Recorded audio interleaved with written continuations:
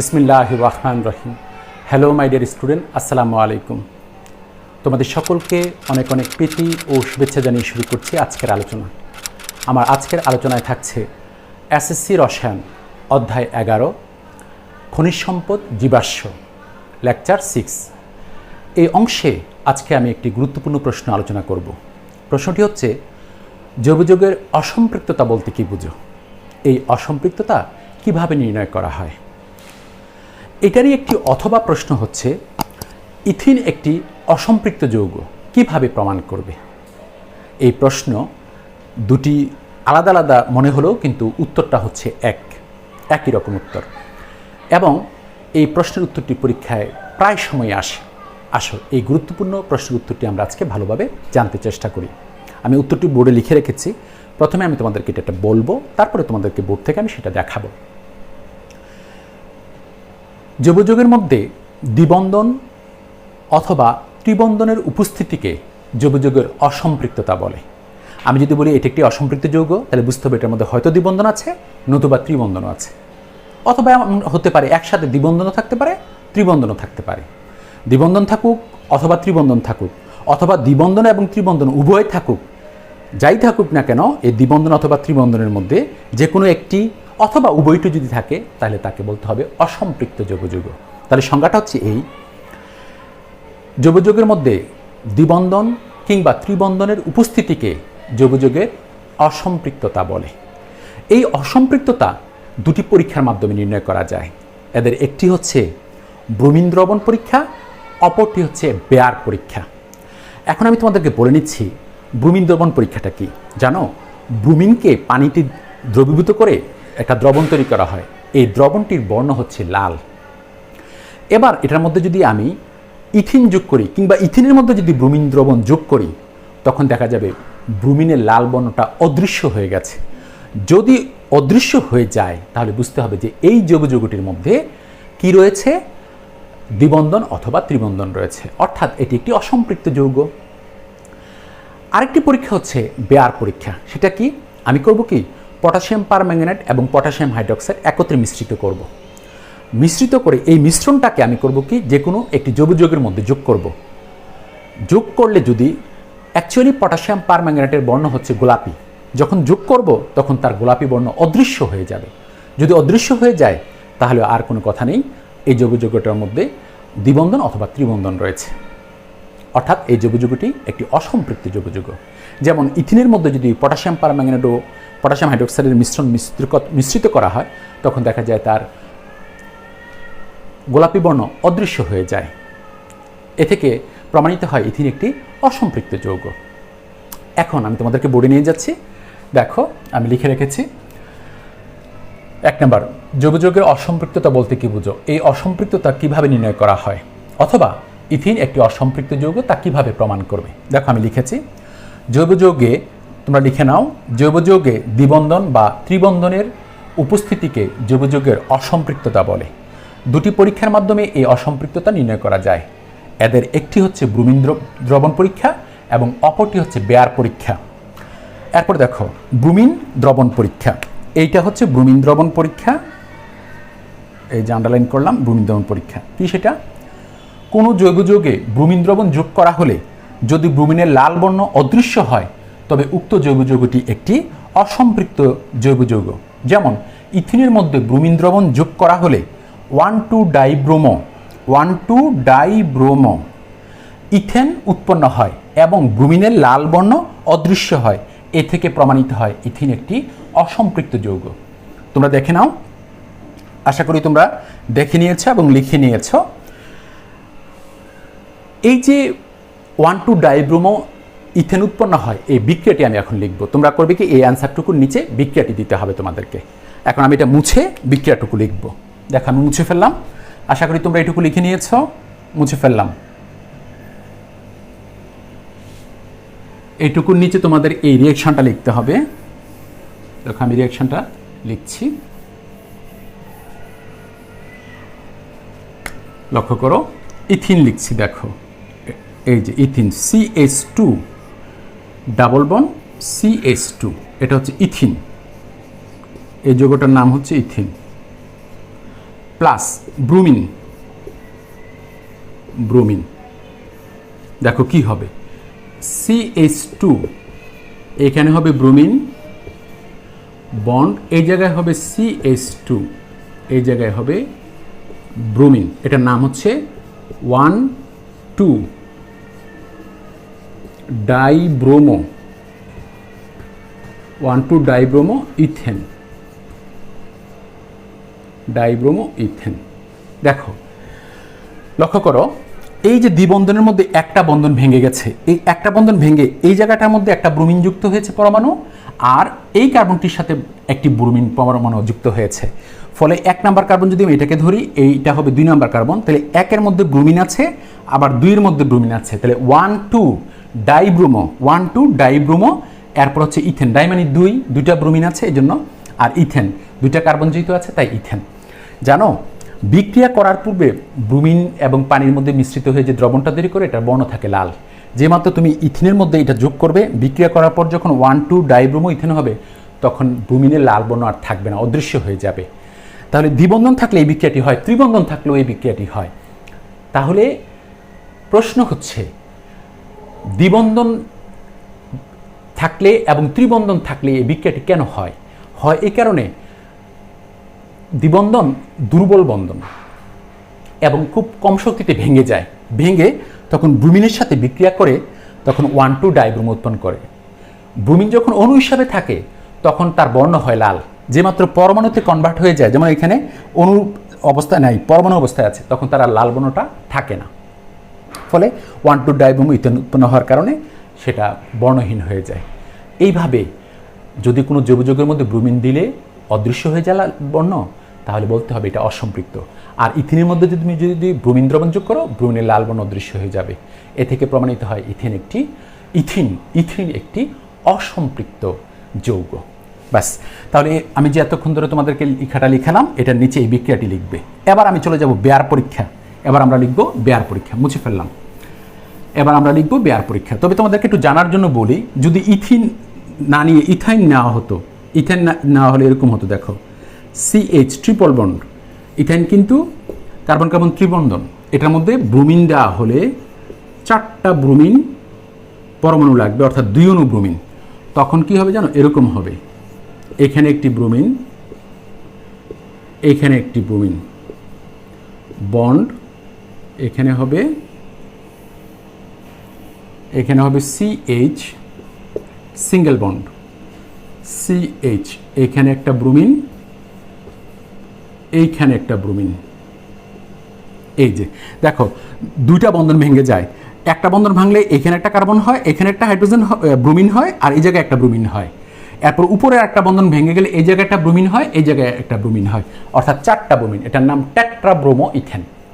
Ethyne হলে ব্রোমিনের সাথে বিক্রিয়া করে টেট্রাব্রোমো ইথেন উৎপন্ন করে। তাহলে ব্রোমিনের তখন বিক্রিয়া করার কারণে লাল বর্ণ আর থাকে না। এ থেকে প্রমাণিত হয় ইথাইনও কিন্তু একটি অসম্পৃক্ত যৌগ, অর্থাৎ দ্বিবন্ধন থাকুক অথবা ত্রিবন্ধন থাকুক, ব্রোমিনের সাথে বিক্রিয়া করবে এবং ব্রোমিনের লাল বর্ণ অদৃশ্য করে ফেলবে। এই বিক্রিয়ার মাধ্যমে প্রমাণিত হয় যে কোনো অসম্পৃক্ত যৌগ ব্রোমিনের সাথে বিক্রিয়া করে ব্রোমিনের লাল বর্ণ অদৃশ্য করে ফেলবে। তাহলে ইথাইন দিয়ে বিক্রিয়া হলে এইটা হবে। এবার আমি চলে যাব বেয়ার পরীক্ষা। দেখো বেয়ার পরীক্ষা দ্বারা এতক্ষণ ধরে আমরা ব্রোমিন দ্রবণ পরীক্ষার কথা বলেছি, এবার বেয়ার পরীক্ষা দেখো। আমি লিখছি বেয়ার পরীক্ষা।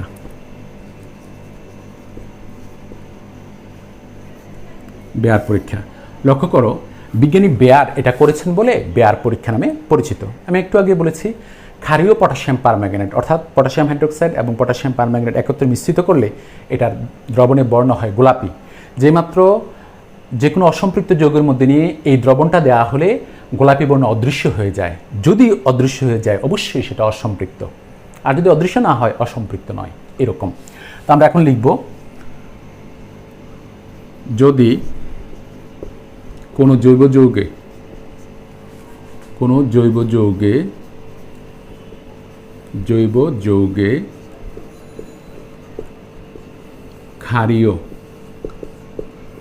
ক্ষারীয় পটাশিয়াম পারম্যাঙ্গানেট, পটাশিয়াম পারম্যাঙ্গানেট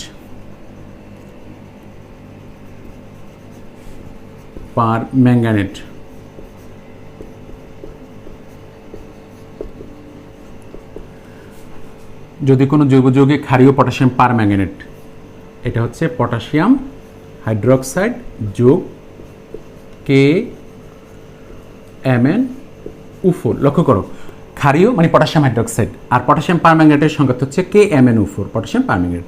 তো ক্ষারীয় পটাশিয়াম পারম্যাঙ্গানেট মানে potassium hydroxide plus potassium permanganate, বাস এটা লিখলাম ব্র্যাকেটে। যদি কোনো জৈব যৌগে ক্ষারীয় পটাশিয়াম পারম্যাঙ্গানেট যোগ করা হলে, দেখো যোগ করা হলে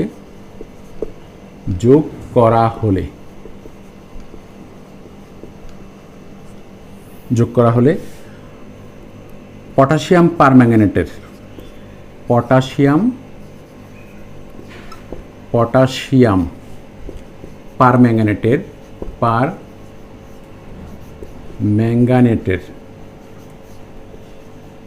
ম্যাঙ্গানেটের গোলাপি বর্ণ অদৃশ্য হয়,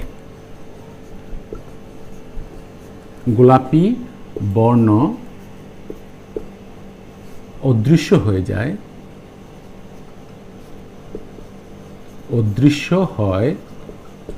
তবে উক্ত জৈব যৌগটি একটি অসম্পৃক্ত জৈব যৌগ। উক্ত জৈব যৌগটি একটি অসম্পৃক্ত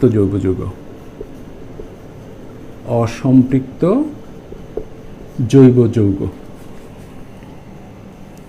একটি অসম্পৃক্ত জৈব যৌগ। এবার লিখব যেমন ইথিনের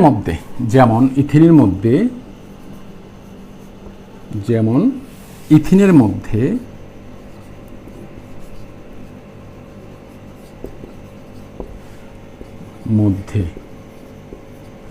ক্ষারীয় পটাশিয়াম পারম্যাঙ্গানেট যোগ করা হলে, পটাশিয়াম পারম্যাঙ্গানেট যোগ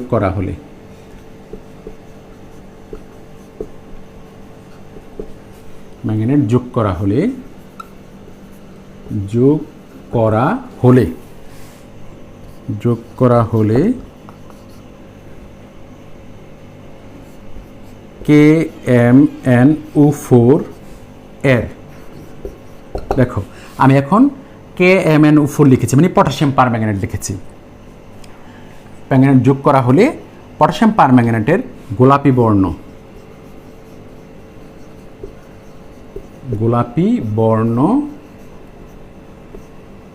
অদৃশ্য হয়।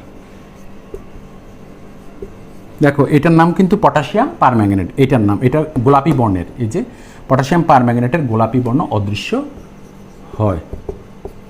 এ থেকে প্রমাণিত হয়, দেখো এ থেকে প্রমাণিত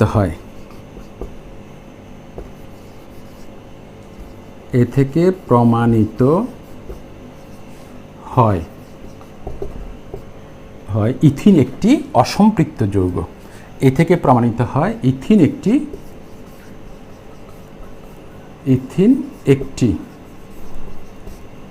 অসম্পৃক্ত